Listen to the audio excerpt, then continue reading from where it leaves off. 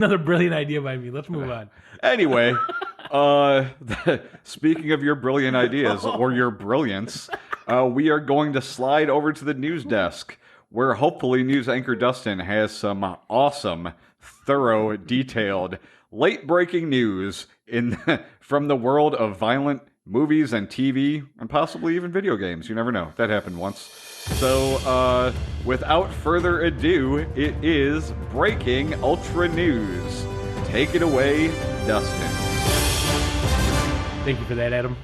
Yep. Good evening, ladies and gentlemen.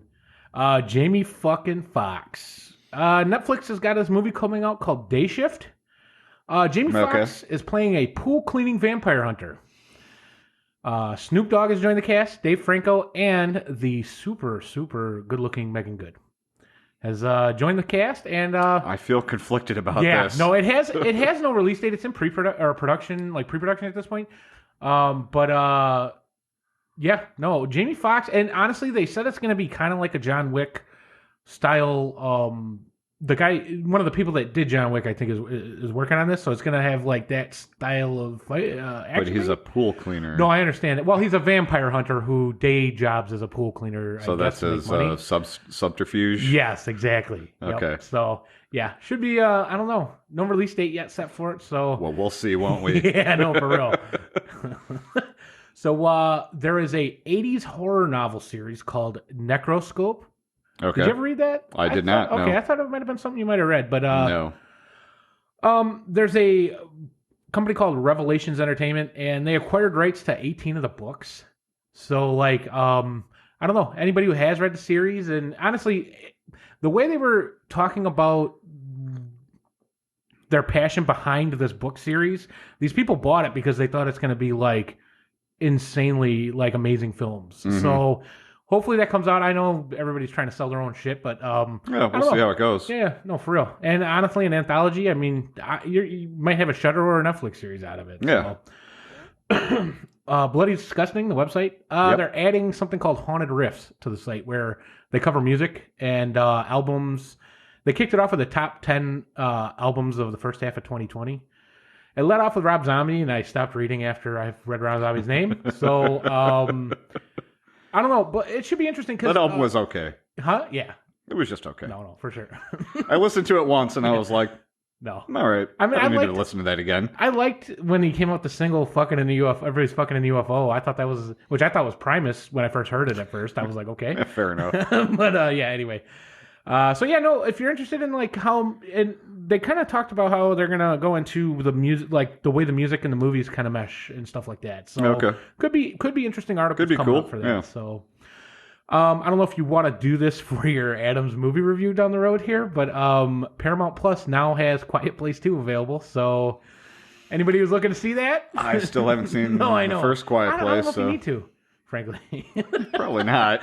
They got pre-production running on a Pet Sematary prequel. It's going to have Judd as a younger... I heard about that. So, any word on who's playing him? No, they haven't really given... I'm telling you, I go through these articles and they got like nothing in there. Sometimes that is better. You don't want to do that, Lewis. The ground's gone sour. Oh man, I love it. And yeah, I gotta say though, picking John Lithgow in the 2019, like John Lithgow did a phenomenal job. Dude. Yeah, I love him. But you can't get better than Herman Munster. No, man, for real. You got to be careful of that road, Lewis. Those damn trucks, they drive so fast all day and night. I wish they did a Halloween theme and he dressed up as that. That would have been incredible, actually. Ground's gone sour. Oh, man. So, August 6th in theaters, The Last Matinee. There's apparently a killer loose in a theater, and I heard about that. It's supposed to be ultra violent, ultra gory, like not for the faint of heart. Well, so, ultra violent is right up our alley. When I seen that in there, I was like, well, I guess I got to include this fucking movie. Yeah, absolutely. No, honestly, I'm kind of... See, it's a simple premise, so it could have so much cool shit in it. You know? Right. So I think sometimes with the more complex the storyline, it gets like a little too out in the left field sometimes. Convoluted is the word you're looking for. Convoluted. Thank you. Yep. Thank you. Gotcha. You're my better half. That's going in the fan fiction for sure. Oh man. Oh, we're wishing a happy birthday to Harrison Ford, turning 79. Not All quite right. 80, but Not quite 80, but close enough. the very beautiful Ashley Scott. I had to look up. She was in Walking Tall with The Rock. She has this like I'm familiar, strip. yes. Yeah. Yeah. She's turning 44. All right. Patrick Stewart turning 80 fucking one today. Sir Patrick Sir Stewart. Patrick Stewart. Don't Man, forget, I love don't him so forget the much. title. That's true. I'm sorry. I apologize, Patrick Stewart.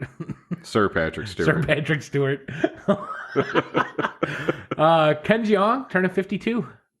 Okay. Yeah. You remember who Ken I know Jeong? who he Okay, is, cool. yeah. I'm just making sure. Cheech fucking Marin turning 75, which is cool because we're doing this podcast today. So that's Yes, yes. And somebody who I love very dearly, Aya Cash, turning 39. Aya Cash. She was the Nazi on The Boys. Did you ever watch The Boys? The second two? season? Yeah. No, I still haven't seen it. Oh, never mind then. All right, fair enough. She plays a another here like a person with powers and A soup? Yeah, I figured as much. And I've seen she was on You're the Worst.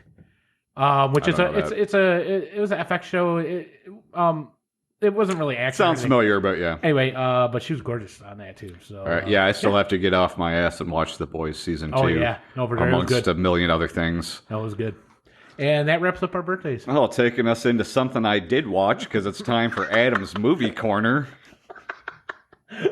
If I were really pretentious, I'd get my own Movie Corner theme song. No. Like we need another I fucking know. theme song You know on what, this though? podcast. I don't want you to, dude. I want the fucking movie news to be broken up by a theme song in the middle of it. So if you get the urge, I'll think about it. Maybe I'll cruise around the site where I purchase my licensed music Oh and my see if there's God, anything funny enough to use. Maybe it'll just be a soundbite of somebody screaming. I don't know. Oh. We're getting really, really super pretentious here. No, we but are. No. anyway, today I will be reviewing, which I happened to watch on a whim because there's been a lot of buzz about it. Fear Street Part 1, 1994. Oh, cool. The Netflix movie Yeah, man. that is based on the R.L. Stine book trilogy. Hell yeah. Apparently, he wrote this in the late 80s, early 90s, so there's 3 of them. Of course, R.L. Stine wrote the Goosebumps series, Yeah, man. of which I owned and read all of them. Oh, really? Well, I don't know about all All of of- them, yeah, you know, yeah, up but a until lot the of them, point yeah. where they became too, childish for me. Oh, yeah, for sure. Because I'm sure they continued after I became old enough to actually read adult books. Yeah, probably. Yeah. Which reminds me out of nowhere about the Mitch Hedberg joke. He's like, every book is a child's book if the kid can read. Yeah, no, that's true. But anyway, so this has come out on Netflix. The second one's already out, and I think the third one comes out on my birthday, I think, July cool. 15th. Okay. Or maybe it's the 16th, I can't remember. But I did watch the first one. I'll probably review the next one, because I haven't watched it yet, next time. Okay. But you know what? It was pretty okay. Oh, yeah. The substance isn't great. The story is pretty good. The characters are okay. It's based on a teen horror series. Okay. So they kind of stay true to the teen Yeah, theme. for sure. No, which for is sure. kind of feels like where the audience that it's geared to, but it's 94, so they also throw like a shit ton of 90s nostalgia in Oh, it. okay. Almost to a fault, because they try and cram as many 90s alternative can. songs in it as they can. Awesome. Which is cool, but Yeah. there's a certain scene where there's like 4 of them slammed into like one. Oh, my So- God. and I'm just like, you're getting a little much Yeah, here. no. The main character and her love interest revolve around a lesbian relationship. So Oh, okay, cool. good to see representation of No, the for sure. LGBTQ plus community. Hell yeah. Netflix doing its role in normalizing all sexual orientations, Yeah, man. which I think is no, a good that's thing. awesome. That's great. But yeah, the only gripe I really have with it is that it's a little too polished. Okay. Like fair. it has that overproduced feel that Yeah, kind of yeah, makes it gotcha. not really scary. Gotcha. But it was fun to watch. yeah. There were some interesting kills. They actually do a decent job of making you care about the characters, which a that's lot okay. of these Netflix or streaming originals don't have in them. Yeah, no. But overall, I'd give it 68% Okay. on the Good. Ultra meter. Cool. Okay, nice. So give it a watch. Yeah. Like I said, it's not amazing, so don't get your hopes that high. But it's a Netflix original. It's yeah. it's worth a watch, and then I probably won't ever watch it again. But I will definitely that's watch fair. the next 2. So yeah, it's fun enough to watch. I wouldn't, purchase it or anything. Yeah, but no. I've, Fair. but yeah, no, they're fun. I enjoyed it. Okay. It's an interesting premise too. Like, there's a witch that I guess was killed in the 1600s or something, and she's basically cursed this town and just will randomly take over people, and then they become killers and kill a bunch of people. And Okay. yeah, Wow. it's actually pretty Damn, cool. that's cool. Yeah. Okay. And the I will say the opening was pretty sweet. Okay. Like the sweet. opening to the movie was awesome. Okay, I was like, well, damn, this is pretty cool. Yeah. And then it kind of got slow for a while, and then Yeah. I was like, well, okay, this is a little more teen based than what I'm typically fair. used to watching as a 37-year-old man. Yeah, but no, for sure. So I think it's more geared to the teenage audience, but adults will still like it. Okay. And especially the 90s one, because there's there's phones with cords and shit like that, goodness. Or not even like returning it? the original cordless phones Dude, that still had the base and the antenna and Yeah. everything. Oh my god. Yeah. Wow. So too much nostalgia. It was a lot of nostalgia, yeah. But yeah, overall, pretty good. Yeah. I recommend watching it. For sure. Like I said, don't expect anything groundbreaking, but it's worth a watch. Awesome. Yeah. I will watch that. All right. So that you're not going to watch that. Just kidding. That is breaking Ultra News.